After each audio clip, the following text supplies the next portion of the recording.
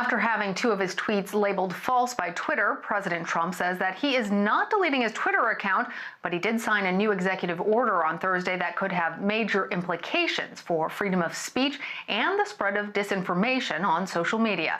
Natalie Brand is at the White House with the latest.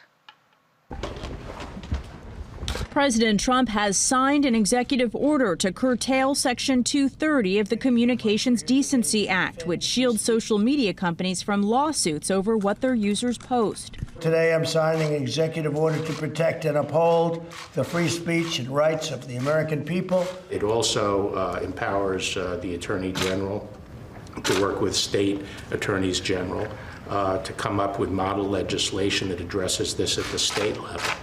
And we're preparing federal legislation. The president's dispute with Twitter escalated this week after the social media giant flagged one of his tweets for the first time for potentially misleading information about mail-in ballots. Twitter CEO Jack Dorsey tweeted, "We'll continue to point out incorrect or disputed information about elections globally." The president's executive order is assuming, or seems to be assuming, that social media companies are not acting in good faith. George Washington University professor Lori Brainerd says the order could trigger legal challenges from Congress or the social media companies themselves. The courts traditionally have upheld the social media companies' freedom in this area.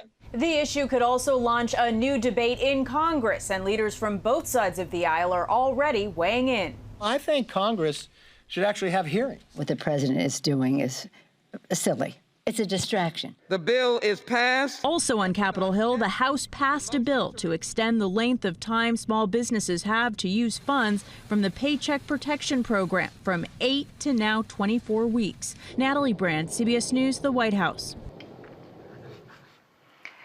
Joining me now to go further in depth, Jennifer Greigel, a social media expert and associate professor of communications at Syracuse University.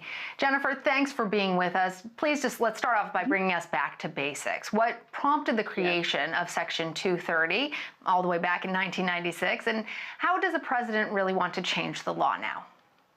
Sure. Prior to Section 230, it was really difficult for, an internet company to actually engage in moderation to pull down some harmful content. So this law gave them safe harbor, essentially, to engage in content moderation. And before that, they really couldn't touch it. But what really I don't think anyone saw was that there would someday be harmful content coming out of the White House. That was kind of the piece of all of this that no one maybe anticipated, and where we maybe need some, legal changes. So you're sort of alluding to this, Jennifer. As I mentioned in the intro, President Trump did, in fact, have two of his tweets labeled false by Twitter. Twitter's also been pressed to label some of his other tweets as false. I'm wondering how much this is a reaction to Twitter's action labeling those tweets on mail-in voting as incorrect, being flagged by Twitter. Is that why the president is doing this right now? No doubt. This was a monumental action by Twitter. And I think that they knew that wading into this was going to open up a can of worms. But how I see it is that it was really public pressure. The public knew that there were issues with what the president has been tweeting for a long time. And we're, kind of coming up on the election this fall. And the public outcry is really kind of steering, I think, some of this corporate, activity. And so when there aren't adequate laws to protect Americans from, essentially in this case, the government abusing social media and propagandizing them, they have to go beyond the law and extend into what we call corporate social responsibility. And so I think that's what we're starting to see with Twitter, because you can't unsee the propaganda that's coming out of the president's Twitter feed. You can't unsee it. Well, it seems like a perfect debate topic because the arguments on one side is that tech companies, they aren't doing a good job at policing social media. They have used their power to handpick what's appropriate and have allowed a lot of misinformation to spread on their platforms. But then on the other side of the coin, companies should be allowed to draw a line on content that is blatantly false or spreads misinformation.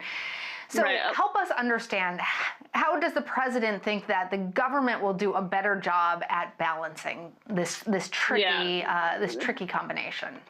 The president keeps framing this as like a First Amendment free speech issue. It's not. This is a corporation. This is a platform. They're able to set their own policies. So what they do, they are writing these policies, and some of it is informed by, again, public outcry. Should they be moderating, live streams? Should they be, pulling down hate speech? And it's key to remember that the laws occur at the country level. There's no like global social media laws, right? So really what we need is, kind of people to focus on, making sure that this isn't just a debate about First Amendment rights. These are corporations. They're able to engage in, their business practices. And just to keep in mind that they are setting the policies, and some of those policies could be problematic. But in the absence of effective regulation, that's all we have are, these companies' decisions, the decisions of Mark Zuckerberg, the decisions of Jack Dorsey. So we do need them to step up because we don't have adequate regulation in the space. But I would like to point out that, especially where the president was saying he's going to withhold federal social media ad dollars, that shows how much influence the federal government has on these platforms. And so, if anything, we should be looking at enhancing laws to protect Americans from being propagandized by their own government. And then the platforms can just enforce that, and then they won't have to debate what policy, should be applied here or there. So I would like to see Congress take this up too. Well, speaking of Congress, Speaker Pelosi addressed the executive order earlier. She called the president's actions, quote, outrageous and silly, but she also accused Twitter of being, quote, selective. Let's take a listen to what she had to say. They're all about making money. Their business model is to make money at the expense of the truth and the facts and that they know. And they defend that. I think Facebook has made tens of billions of dollars during this period of time where people are so reliant on social media. And they testify that they have no responsibility for the truth. So Speaker Pelosi, President Trump, both on the same page about not liking the job that Twitter and other social media companies are doing in this realm. I hear you also saying that they're not doing a great job. Does the president's executive order today, does it fix the problem? And if not, what would fix it? The executive order is nothing short of propaganda itself. It is, not addressing the actual legal issues that are under Section 230. He's drawing in the First Amendment issues where it doesn't apply because these are businesses. This is not helpful because this is essentially propaganda. The president is angry that his tweets have been labeled. It minimizes his power and his ability to essentially circumvent the press and to take, in this case, misinformation, pure propaganda to the people. And, if Speaker Pelosi is referencing, this distraction, we cannot forget that we are still in the middle of a global pandemic and this coronavirus, as I am still here in quarantine in my home in Syracuse. Okay, so we need Twitter to get this right because we cannot have misinformation about the coronavirus going out. And we also cannot have democracy damaging voting, kind of mail-in voter issues kind of being promoted by the president either, because that hurts democracy and it hurts our leadership. And we need leaders right now. Right. So if our viewers aren't aware of the tweets that Jennifer and I are referencing, the president said that mail-in ballots would be ripe for fraud. Actually, he went beyond saying ripe for fraud. He said that there would be people stealing them and that it would ruin democracy in America. So I'm wondering, one last question for you, Jennifer. Is the president's executive order enforceable, and how do you expect that Silicon Valley will respond?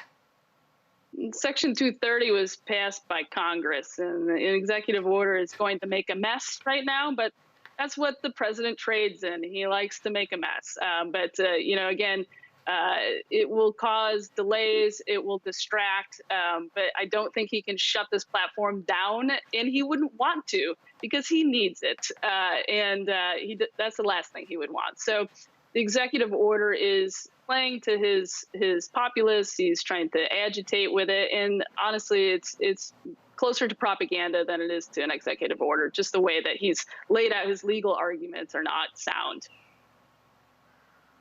And so you think Silicon Valley will ignore it or take different actions?